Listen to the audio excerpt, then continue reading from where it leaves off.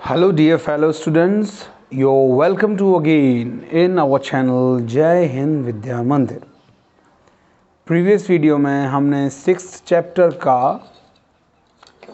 सबसे important part यानी कि थ्योरम 6.1 की, जैसे लोग थेल्स थ्योरम भी कहते हैं ना, आज उसी थ्योरम का कन्वर्स हम करने जा रहे हैं यानी उल्टा।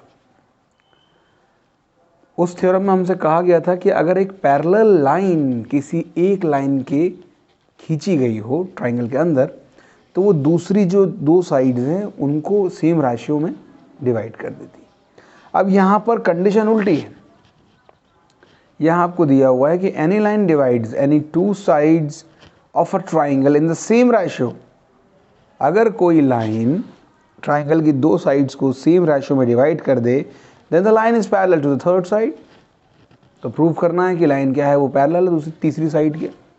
कुछ इस तरीके से, यानी आपको अब ये प्रूव करना है कि जो BC है वो DE के पैरेलल है, ये आपने प्रूव करना है।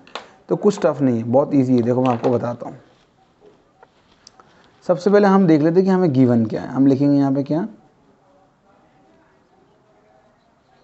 देखते हैं गिवन क्या है। गिवन है हमको सेम रेशियो में डिवाइड कर रहा है ना,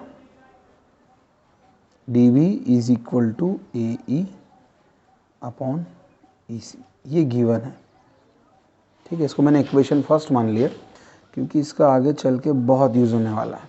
ठीक है, अब देखो ये गिवन है। अब मैं क्या करूँगा, कंस्ट्रक्शन। मैं कंस्ट्रक्शन किस तरीके से करूँगा वो आपको बता देता हूँ। देखिए यहाँ कंस्ट्रक्शन क्यों करना है, कंस्ट्रक्शन थोड़ा सा कर लें फिर मैं इसका डिस्कशन करता हूँ। मैंने क्या किया,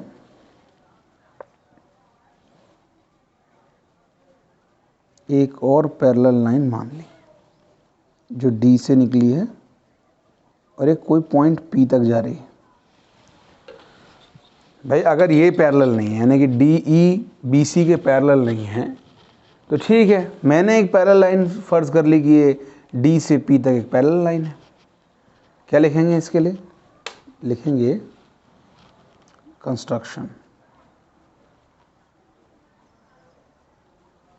क्या कंस्ट्रक्शन किया हमने, draw a line segment DP such as DP parallel to BC। हमने इसको कंस्ट्रक्ट इस तरीके से किया कि ये DP जो है वो BC के पैरेलल है। ठीक है, तो अगर ये पैरेलल हैं तो यूजिंग 6.1 थ्योरम क्या लिखेंगे अब, यूजिंग 6.1 थ्योरम। अगर ये पैरेलल हैं तो मैं 6.1 थ्योरम यानी थेल्स थ्योरम को लेकर के यहाँ पे लिख सकता हूँ कि AD upon DB AP upon PC। क्या डाउट है, कोई डाउट ही नहीं है इसमें। ठीक है, बाय 6.1 थ्योरम हमसे क्या कह रही है, 6.1 थ्योरम हमसे कह रही है कि अगर दो लाइन पैरेलल हों तो पैरेलल लाइन हो तो जो दूसरी लाइन पैरेलल होती है वो दोनों अदर साइड्स को सेम रेशियो में डिवाइड करती है। बस वही चीज़ हम यूज़ करने वाले हैं। यानी अगर ये लाइन पैरेलल है तो मैं लिख सकता हूँ ना बाय यूजिंग 6.1 थ्योरम मैंने थेल्स थ्योरम के अकॉर्डिंग। तो अब ये मैंने जो लिखा है, अब ध्यान दीजिए यहाँ पर इंपॉर्टेंट चीज़ है, AD upon DB is equal to AE upon EC, और AD अपॉन DB यहाँ पर AP अपॉन AC के इक्वल है। तो ठीक है, तो क्या मैं AD अपॉन DB की जगह पे AE अपॉन EC लिख सकता हूँ, बिल्कुल लिख सकते हैं।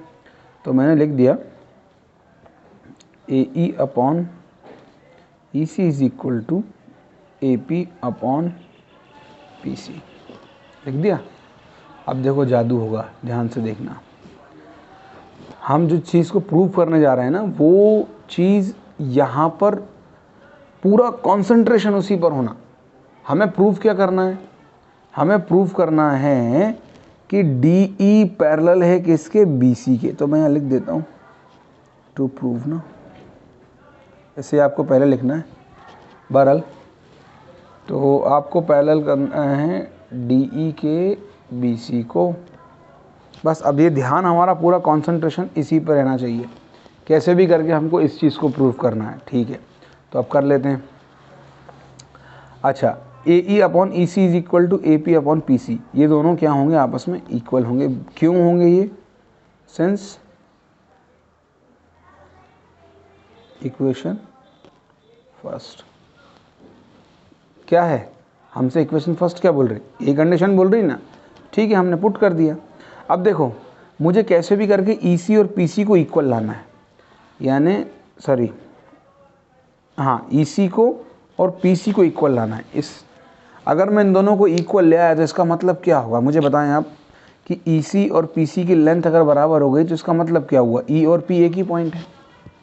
इसका मतलब यही होगा ना कि अगर मैंने ये प्रूफ कर दिया कि ए सी इक्वल टू पी सी और ये एक ही लाइन पर हैं, दोनों एक ही लाइन पर भी हैं, तो इससे ये प्रूव हो जाएगा कि जो ई और पी हैं ये एक ही पॉइंट हैं। देखो मैं करके बताता हूँ कैसे। तो मुझे कैसे भी करके क्या करना है, ई सी को पी सी के इक्वल करना है। तो देखो क्या करूँगा मैं, एडिंग 1 बोथ साइड, एक जोड़ देते हैं। देखो A E upon E C plus 1 equal to A P upon P C plus 1। Sir plus 1 कर सकते हैं क्या? बिल्कुल कर सकते हैं, दोनों साइड प्लस कर रहे हैं ना 1। अगर मैं इस 1 को उधर ट्रांसफ़र कर दूंगा तो 0 हो जाएगा ना, 1 से 1 माइनस हो जाएगा। इसका मतलब दरअसल यहाँ पर 1 ऐड नहीं हो रहा है, यहाँ पर 0 ही ऐड हो रहा है। ये ध्यान देने वाली बात है। अब देखो, तो एलसीएम ले लेंगे ना, तो ये हो जाएगा ए ई प्लस ई सी अपॉन ई सी, ये हो जाएगा A P plus P C upon P C. अब मुझे बताओ ए ई अपॉन ई सी क्या है? देखो ए ई प्लस ई सी क्या बनेगा, ये कंप्लीट ए सी। क्यों भाई, कंप्लीट ए सी बनेगा ए ई प्लस ई सी। तो मैं यहाँ पे क्या लिख सकता हूँ इसकी जगह पे, ए सी अपॉन ई सी। ठीक है, अगला देखो A P upon P C क्या बनेगा, A P plus P C क्या बनेगा अपना, A P plus P C बनेगा अपना, ये भी ए सी, कंप्लीट लाइन ए सी है। तो देखो ए सी से ए सी कैंसिल, क्या बचा, ई सी इक्वल टू पी सी। देखा, आ गया इक्वल। क्यों आया इक्वल? सोचो, इक्वल इसलिए आया कि भैया ये लाइन थी ही पैरेलल। हमने क्या करा था, हमने ये लाइन को पैरेलल करने के लिए एक दूसरी लाइन खींची जो कि ई और पी एक ही पॉइंट पर हैं, तभी ये पॉसिबल है। कायदे पे देखा जाए तो तभी ये पॉसिबल है ना, ई सी इक्वल टू पी सी। अगर चलो देखो, मैं एक कंडीशन देता हूँ आपको। हम क्या करते हैं, फर्ज करो हमने 6 सेंटीमीटर की एक लाइन खींच ली, 6 सेंटीमीटर की एक लाइन खींची। अब मैं कह रहा हूँ कि ए बी एक लाइन सेगमेंट है जो 6 सेंटीमीटर का है। अब मैंने यहाँ पे बोल दिया कि जो ए सी है वो 3 सेंटीमीटर है, इसी लाइन पर एक पॉइंट सी है, तो ए सी से डिस्टेंस 3 सेंटीमीटर है, और एक पॉइंट और है पी, उसका भी 3 सेंटीमीटर है।